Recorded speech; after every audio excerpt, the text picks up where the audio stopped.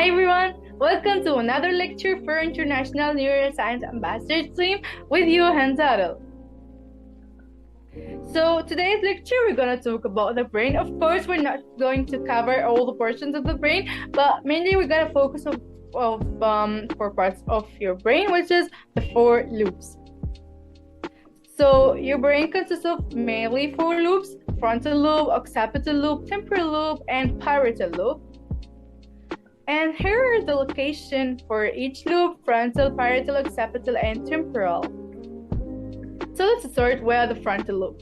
So frontal lobe, now we're gonna talk about the story. We're not just gonna talk in this kind of way, but now we're gonna talk about the brains in maybe story way. So frontal lobe is the largest lobe of your brain, sits behind the forehead, and it's the most common region of injury in the brain's traumatic injury, which is responsible for the cognitive process like learning, like thinking. Second one that we have, which is the parietal lobe. Parietal lobe is vital for sensory perception and integration, including the management of hearing, taste, touch, so all these kind of sensory stuff. And it's the brain's home for the brain's primary somatic sensory cortex.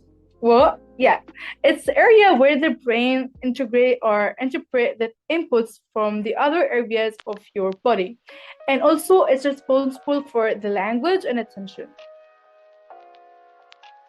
The third one that we have, which is temporal lobe. Temporal lobe sits behind your ear, and it's the second largest lobe of your brain, responsible for processing the auditory information and encoding the memory.